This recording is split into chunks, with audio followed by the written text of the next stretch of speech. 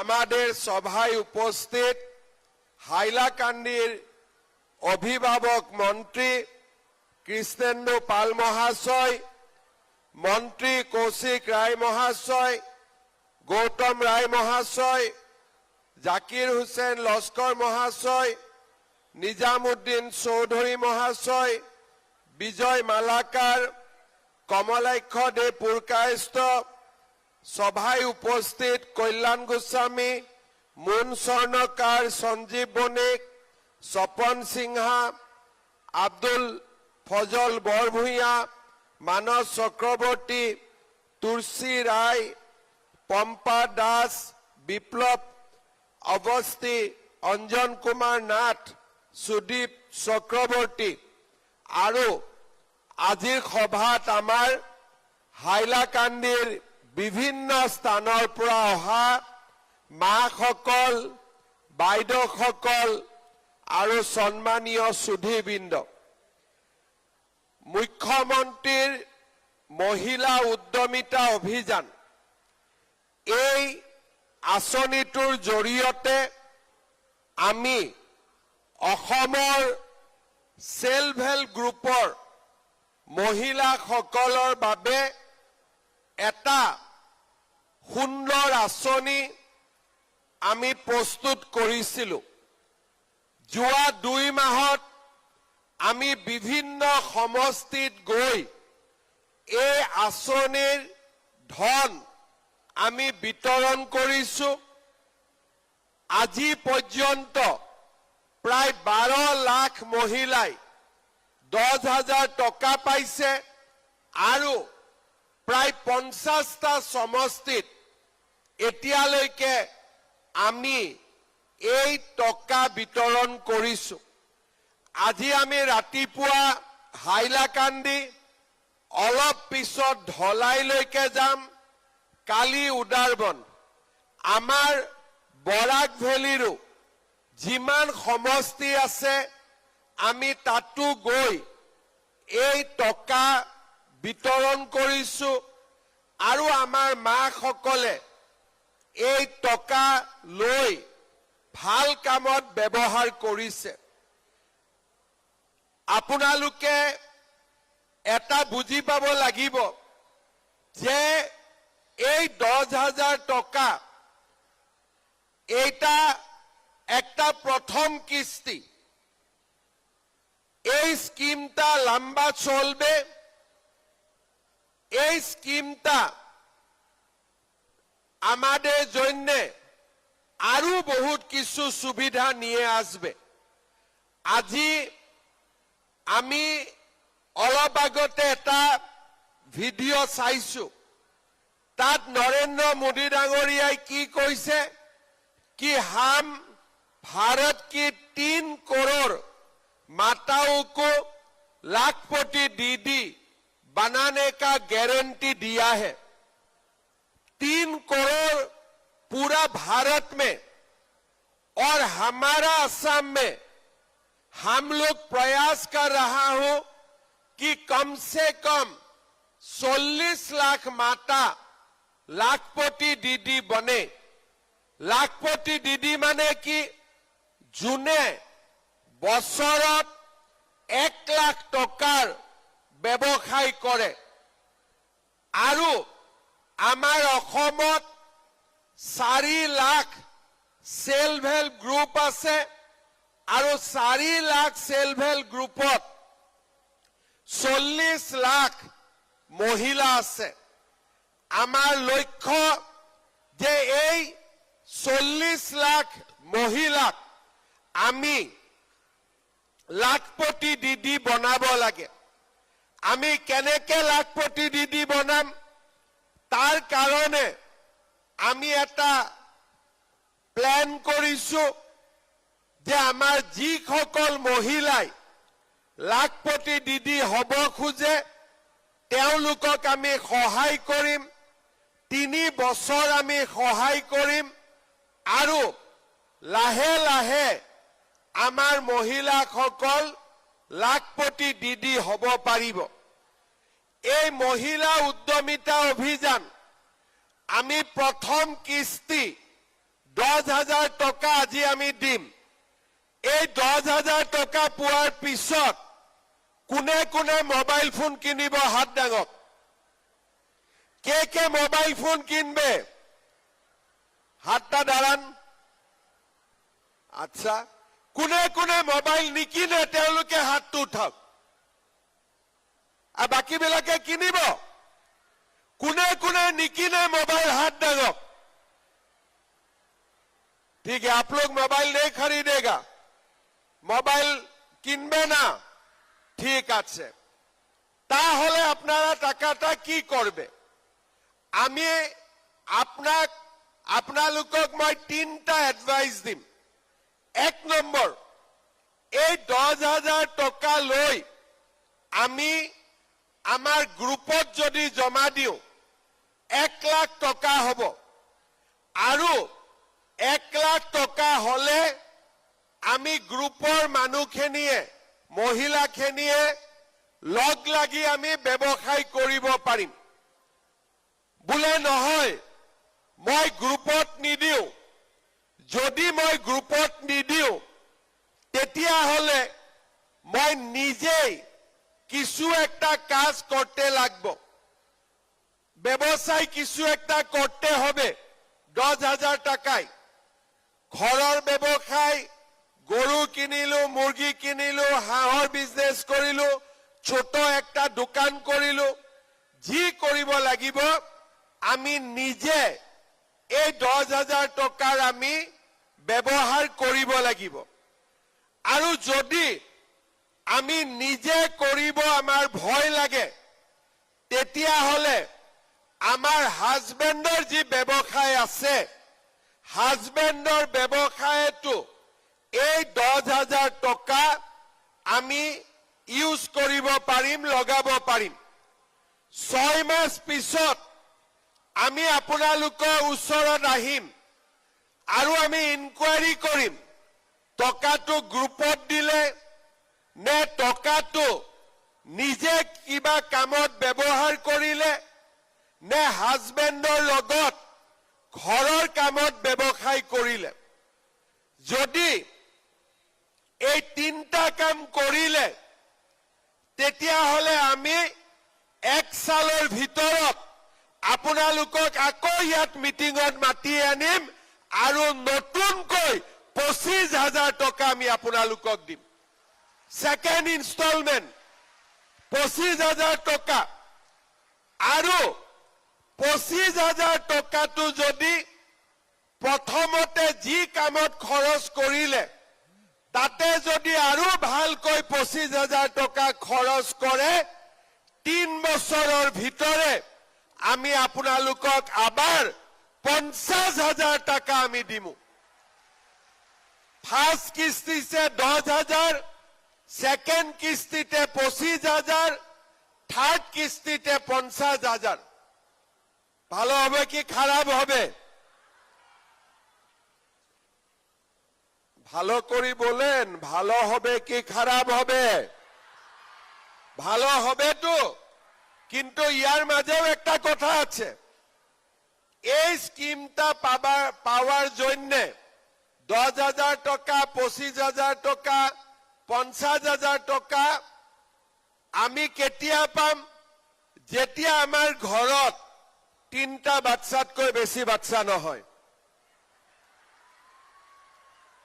3টাতকৈ বেশি বাচ্চা হলে বাচ্চাকটো স্কুলত পড়াব লাগিব, তেতিয়া কি রকম আপনারা লাখপতি দিদি হবে? এটা তো সম্ভব হবে না।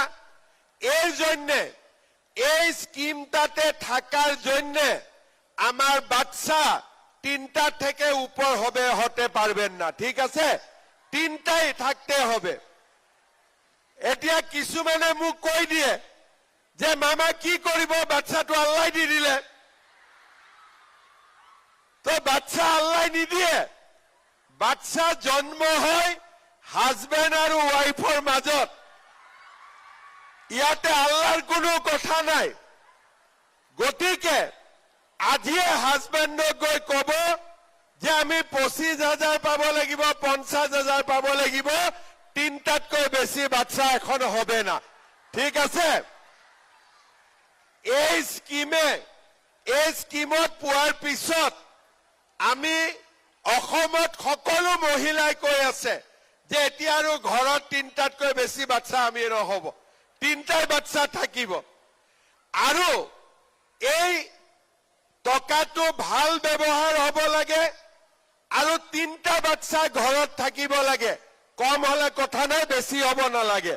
ঠিক আছে, তেতিয়াহলে আপোনালোকে সেকেন্ড ইনষ্টলমেন্ট 25,000, থাৰ্ড ইনষ্টলমেন্ট 50,000 টকা পাক্কা আপোনালোকে পাই যাব। ঠিক আছে,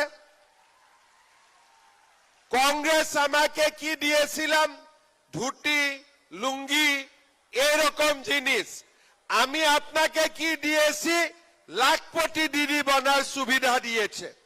ঠিক আছে, অরুণোদয় কে পায়, হাতটা খাড়া করে তো, বাবারে বাবা সবে অরুণোদয় পায়।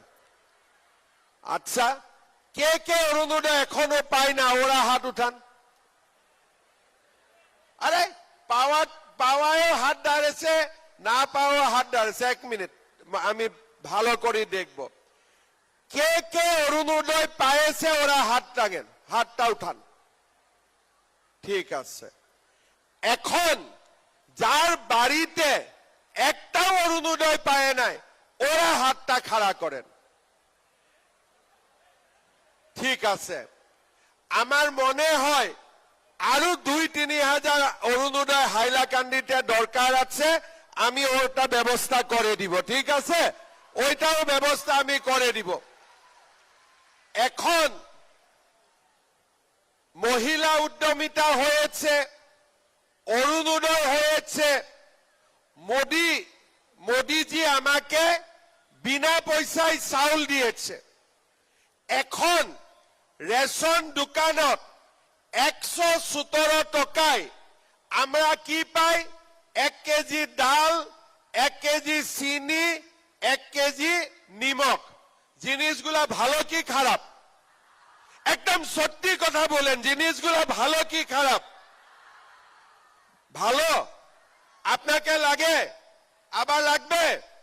ঠিক আছে, 1 জানুয়ারি থেকে আমি আপনাকে 1 কেজি নিমখ, 1 কেজি চিনি, 1 কেজি ডাল 100 টাকায় আমি 3টা জিনিস আপনাদেরকে দিয়ে দিব।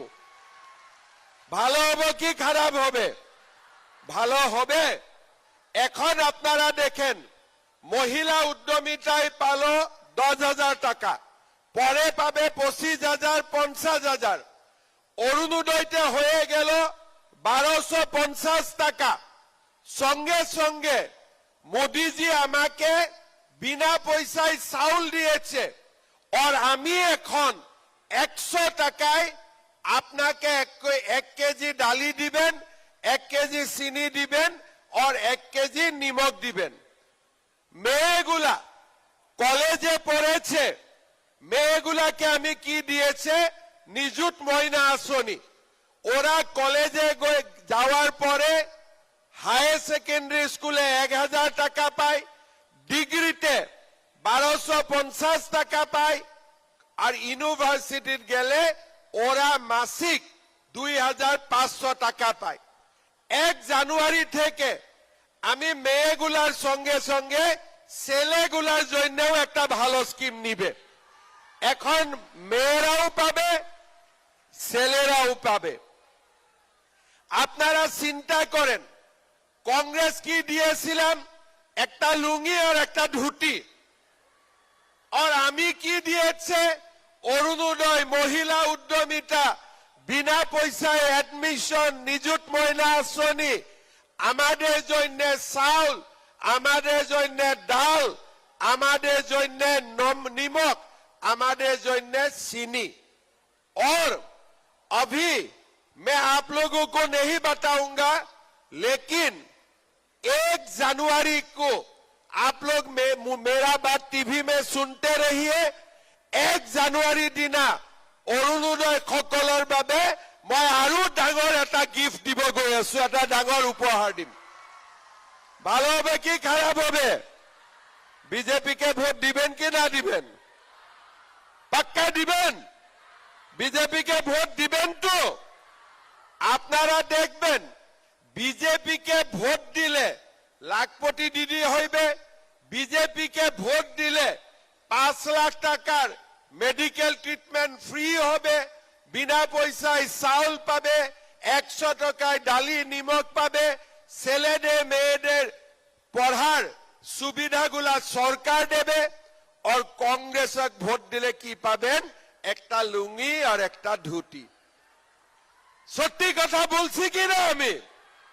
সত্যি কথা বলছে কিনা আমি? কাকে ভোট দিব এখন? পাক্কা করে বলেন, পুরা বড় করে বলেন, কাকে ভোট দিবেন? পাক্কা বলেন, আমার সঙ্গে বলুন, ভারত মাতা কে, ভারত মাতা কে। আজকে আমাদের সরকার গরিব সমাজ, মধ্যবিত্ত সমাজের জন্য কাজ করেছে, ডেভেলপমেন্ট করেছি। এখন আমি হাইলাকান্দি সিভিল হসপিটালে একটা এমআরআই মেশিনও নিয়ে আসবে। এমআরআই মেশিন থাকবে হাইলাকান্দিতে, শিলচর যাওয়ার প্রয়োজন হবে না। এখন আমি ডিসি কি বলেছি, ডিসি কো বলেছি আমাকে একটা ভালো জমি দিয়ে দেন, আমি হাইলাকান্দিতে মেডিকেল কলেজ করিও দেখাই দিবেন কি আমার হাইলাকান্দিতে মেডিকেল কলেজ হবে। এখন বড় সুন্দর সার্কিট হাউস হয়েছে। আর এখনে আমি হাইলাকান্দি স্টেডিয়ামে ছিলেন, গৌতম দা আমাকে বলেছি আরো কিছু একটা সহায় করার জন্য, যাওয়ার পরে আমি আবার হাইলাকান্দি স্টেডিয়ামের জন্য 2 কোটি টাকা দিয়ে দিবেন। 3 কোটি আগে দিয়েছে, এখন আবার 2 কোটি দিয়ে দিব। ঠিক আছে? আমার হাইলাকান্দিতে ডেভেলপমেন্ট হয়েছে, গরিব মানুষের কাজ হয়েছে, আমাদের মধ্যবিত্ত সমাজের কাজ হয়েছে, আমার বরাক উপত্যকার উন্নতি হয়েছে। কংগ্রেসের সময়ে এগুলা কিছু হয়েছিলাম না, খালি কংগ্রেসের সময়ে টাকা দেও, চাকরি নেও। কিন্তু আজকে আমার সরকার কি রকম চাকরি দিয়ে, কোনো টাকা পয়সার কথা নাই, ভাল করে পঢ়িব লাগে, চাকরি পাব লাগে, কোনো 1 টকা ঘোষ দিব নালাগে। আজি আমাৰ চৰকাৰৰ দিনত যিমান কাম হৈছে, আগত কেতিয়াও ইমান কাম হোৱা নাছিল। আগতে চিফ মিনিষ্টাৰ হাইলাকান্দিত 5 বছৰৰ ভিতৰত এবাৰো নাহিছিলে। মই চিফ মিনিষ্টাৰ হোৱাৰ পিছত হাইলাকান্দিত 6 মাসের ভিতরে একবারটো আহুয়ে, হয় না নহয়? আজি হাইলাকান্দির আগতে কোনো সিএম নাহিছিলে, গৌতম রয় সিএম আছিলে, ইয়ার উপরত কেউ ছিলাম না, গৌতম রয় একমাত্র মালিক ছিলাম। হ্যাঁ না গৌতম দা? হ্যাঁ, এখন গৌতম দাও আছে, সঙ্গে সঙ্গে আমিও 6 মাসে একবার আছে, আমার বাকি মন্ত্রীগুলাও আছে। এখন বরাক উপত্যকা হাইলাকান্দিতে ডেভেলপমেন্ট হয়েছে, মায়েদের জন্য কাজ হয়েছে, ছেলে মেয়েদের জন্য কাজ হয়েছে। সেই কারণে আমি আপোনালোকক সকলোকে কম যে সকলোৱে চৰকাৰক সহযোগিতা কৰিব, যাতে আমি আগত গৈ থাকিব পাৰো। এতিয়া অসমত আৰু এটা নতুন আইন আহিছে, আপোনালোকে গম পাইছে নে নাই পোৱা? এটা নতুন আইন আহিছে, একটা হাজবেন্ড যদি 2টো বিয়ে করে 7 সালের জন্য জেলের ভিতরে যাব। এখন খবরটা পাইছেন কি নাই আপনারা? খবরটা পাইছেন কি নাই? এখন ঘরে একটা মা থাকার পরে अगर दूसरा बार शादी करते हैं ना, तो मैं 7 साल के लिए जेल का अंदर ले जाऊंगा। अभी कोई लोग मेरा ऊपर नाराज है, लेकिन मैं बोलता हूं मेरा ऊपर नाराज होकर कुछ फायदा नहीं है। किस लिए? कोई जो ऐसा काम करते हैं, ये लोगों का जेल का बाहर नहीं, अंदर रहना चाहिए, और हम सबको अंदर कर देने वाला है। ইয়াতে আছে নেকি 2টা বিয়া কৰোৱা কোনবা? 2টা 3টা বিয়া কৰোৱা আছে কি নাই? যোনে যোনে আছে, এতিয়াৰ পৰা কি হ'ব যে আমার একটা মা ঘরে থাকার পরে দুবারা শাদি কেউ করতে পারবেন না, ঠিক আছে? दूसरा बार शादी করার মতলব হাইলাকান্দি জেলে 7 সালের জন্য বন্দি, বাস। এটা আমি এখন নিয়ম করে দিয়েছে। আমার সরকারের সময়ে এনেকে মাসকলৰ কাৰণে নতুন নতুন স্কিম, নতুন নতুন আইন আজি আমি আনি আছো, আৰু তাৰ কাৰণে আজি মাসকলৰ ঘৰত সন্মান বাঢ়ে। 10 তাৰিখে অৰুণোদয় পাব, 8 তাৰিখৰ পৰা হাজবেণ্ড বিলাকে ৱাইফ বিলাকক মৰম কৰি থাকে যে 10 তাৰিখে অৰুণোদয় আহিব। ঠিক কৈছো কি নাই? মই ঘরে সম্মান বাড়েছে কি নাই? অরুণোদয় পাওয়ার পরে সম্মানটা বাড়েছে না ঘরে? এখন মহিলাও ঘরের অর্থনীতিতে যোগদান করেছে। লাখপতি দিদি হবে, তাহলে তো ঘরে আপনারা পুরাপুরি লক্ষ্মী মা হয়ে যাবে একবার লাখপতি হওয়ার পরে। এর জন্য আমি চেষ্টা করেছি কি আপনাদেরকে যতটা জলদি সম্ভব হয় লাখপতি দিদি বানানোর জন্য। আর আপনাদের আমাকে সহায় করুন। 10,000 টাকাটা ফুজুল খরচা করবেন না, কিছু একটা ব্যবসায় খরচা করেন। আমি আপনাকে কথা দিয়েছে 17,000, আজকে এখানে মা আছে, 17,000 মাকে আমি আবার 25,000 টাকা দিবে। সবাইকে আমি 25,000 টাকা আবার দিব। খালি আপনাদের এই টাকাটা কিছু একটা ভালো কাজে আপনাকে খরচ করতে হবে। সকলে বুঝি পাইছে না নাই পোৱা? বুঝি পাইছে সবে? এফালে বুঝি পাইছে না নাই পোৱা? বুঝি পাইছে? পিছফালে বুঝি পাইছে না নাই পোৱা? একদম পিছফালে হাত উঠাওক, বুঝি পাইছে না নাই পোৱা? বঢ়িয়া। এতিয়া মই আপোনালোকক এটা কথা কব খুজিছো। আজি আমাৰ হাইলাকান্দিত 17,774 মহিলাই চেক পাব। যদি আমি সবকে মাতি মাতি চেক দিও আমাৰ ৰাতি হৈ যাব। সেই কাৰণে আমার গ্রুপের প্রেসিডেন্ট গুলা এই জায়গায় আছে কি না? হাতটা দাঁড়ান তো, গ্রুপের প্রেসিডেন্ট। হ্যাঁ, ঠিক আছে। আমি চেক গুলা ভিও বাইদেউকে দিয়ে দিবেন, ঠিক আছে? ভিও বাইদেউ গ্রুপের প্রেসিডেন্টের হাতে চেক গুলা দিয়ে দিবে। আর গ্রুপের প্রেসিডেন্ট আপনাদের মধ্যে চেকটা ডিস্ট্রিবিউট করে দিবে, ঠিক আছে?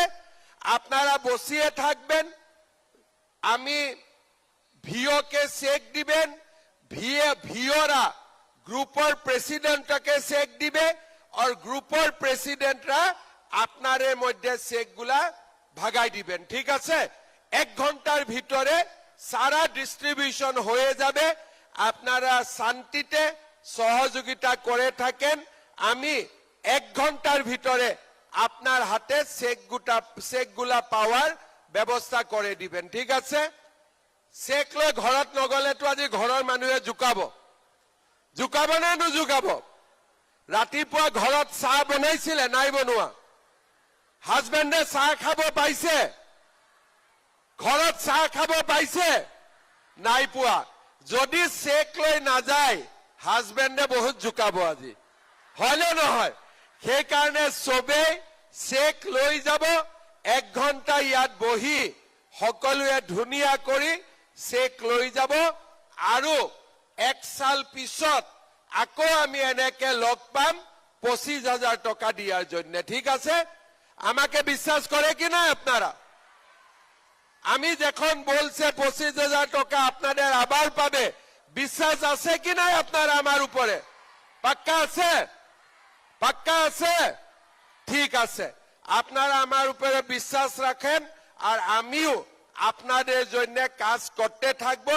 উপরওয়ালার আশীর্বাদ হবে, সব আসাম শান্তিতে থাকবে, আসামের মায়েগুলার উন্নতি হবে, বহুত বহুত ডেভেলপমেন্ট হব। আমি সকলোৱে লগ লাগি কাম কৰি থাকিম। আকৌ এবাৰ মই সকলোকে ধন্যবাদ জনাইছো, অভিনন্দন জনাইছো। सबको मेरी तरफ से शुक्रिया। और अगले साल दोबारा आप लोग अच्छा काम कीजिए, दोबारा और 25,000 रुपया आप लोग को मिलेगा।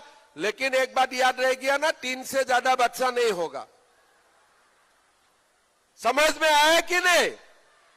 हाँ, कोई घर में कोई अल्लाह का बात भी बोलते हैं ना, तो अब हस्बैंड को बोलो ऐसे अल्लाह का बात मत बोलो। आप अल्लाह हमारा घर में बच्चा जन्म देने नहीं आते हैं, हम लोग ही करता हूं जो करता हूं, तो हमें करना नहीं है। ठीक है, तो ये बात भगवान के लिए भी यही बात बोलना है। घर में 3 बच्चा होगा, बढ़िया से स्कूल जाएगा, डॉक्टर होगा, इंजीनियर होगा, टीचर होगा, हमारा असम आगे जाएगा। अभी मैं इतना ही बात बोलता हूं, मुझे ढोलाई भी जाना है। आप लोग बहुत सुबह आ गया था 6 बजे।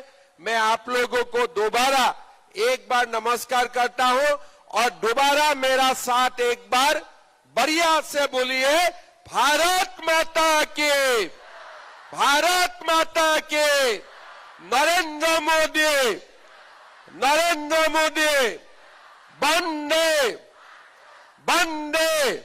बहुत बहुत धन्यवाद। जय हिंद, वंदे मातरम।